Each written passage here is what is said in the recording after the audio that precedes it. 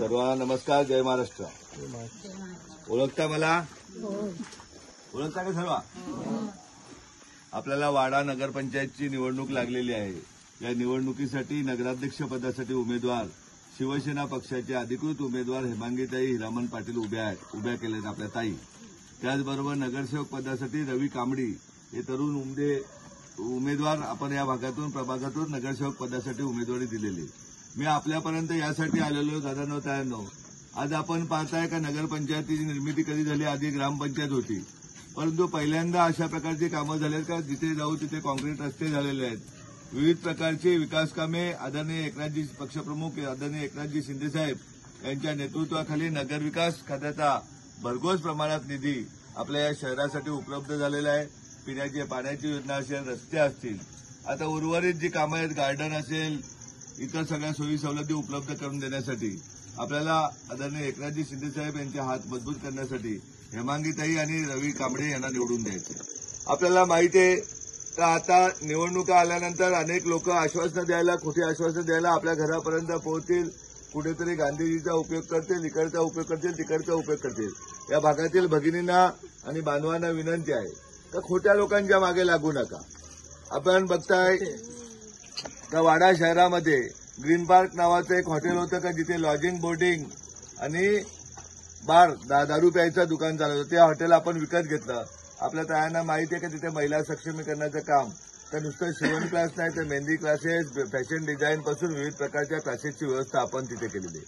तिथे आपल्या ग्रामीण भागातील विद्यार्थी, शहरातील विद्यार्थी वेल्डर पासून, इलेक्ट्रिशियन पासून तर विविध प्रकारच्या शिक्षण घेऊन, नर्सेस शिक्षण घेऊन प्रशासनामध्ये नोकरीला कसे लागतील यासाठी आपण प्रयत्न करतो. त्याच बाजूला स्पर्धा परीक्षा अभ्यासिका आहे का ज्यामधनं जवळजवळ 70हून अधिक विद्यार्थी या आपल्या वाडा शहरातील प्रशासनामध्ये नोकरीला लागलेले. पोलीस भरती केंद्र केलेले. आपल्याला माहिती आहे का व्यवसाय करायला आपल्याकडे खूप पैसे नाहीत किंवा आपल्याला ज्ञान नसेल, परंतु आपली मुलं जी 10वी-12वी झालेत त्यांना गट क ड खाली नोकरी मिळण्यासाठी सातत्याने प्रयत्न, कुठल्याही लोभाशिवाय हा समाज आपला आहे आणि या समाजाची सर्वांगीण सेवा करण्यासाठी आम्ही करत आलेलो आहे. आपल्याला आणखीन एक शब्द देतोय. रवी कांबळे असतील, हेमांगीताई असतील किंवा शिवसेनेचे सर्व नगरसेवक पदाचे उमेदवार असतील. आधी काय झालं मला माहिती नाही, परंतु आपल्यातील तरुणांना ठेकेदार होण्यासाठी एकही रुपया कुठल्या कामाच्या बळात आमचा कुठलाही पदाधिकारी घेणार नाही. प्रत्येक वार्डामध्ये 10-10, 20-20 पोरं जी सुशिक्षित आहेत त्यांना घरखर्च चालेल, व्यवस्थित सन्मानाने वागतील अशा प्रकारचा व्यवसाय देण्याचं काम आम्ही करू, हा आपल्याला आदरणीय एकनाथजी शिंदेसाहेब यांच्या वतीने शब्द देतो. त्यासाठी कुठल्याही टक्केवारीची गरज नाही, कारण टक्केवारी घेतली तर कामाच्या क्वालिटीमध्ये फरक होतो.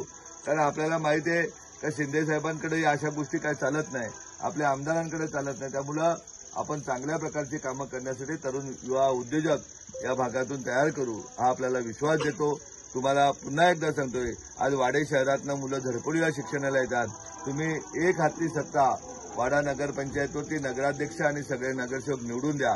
झडपोलीसारखीच एक चांगली सीबीएसई शाळा आपण या शहरामध्ये करून आपल्या मुलांना चांगलं उत्तम प्रकारचं शिक्षण देऊ, हा आपल्याला विश्वास देतो आणि थांबतो.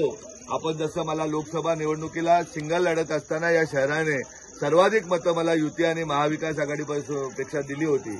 आज युतीतील पक्ष शिवसेना हा सारखा मजबूत पक्ष हा आपल्या बरोबर आहे.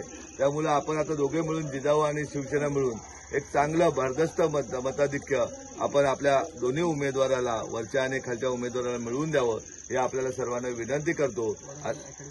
वाडा शहरामध्ये आपली पोलीस भरती अकॅडमी आहे, त्यामध्येही शेकडो विद्यार्थी आज घेतात. आज येत्या 15,000 पोलीस भरतीमध्ये तुम्हाला विश्वासाने सांगतो कमीत कमी 2,000 ते 2,500 विद्यार्थी आपल्या जिजाऊ अकॅडमीतनं, मग ते मोखाड्यापासून तर सावंतवाडीपर्यंत ज्या अकॅडमी आहे त्याच्यातनं पोलीस प्रशासनामध्ये स्वतःच्या कर्तृत्वाने नोकरी लागतील एवढा आपल्याला विश्वास देतो.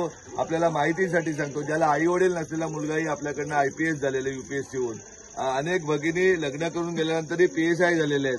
मग आपल्या खरिवलीची नाव काय तिचं, नूतन जाधव असेल, याची जव्हारची अर्चना कांगणे असेल, त्याच्या लग्न करून, अर्चना कांगणेचं तर लग्न झालं होतं, आज PSI म्हणून नोकरी करते.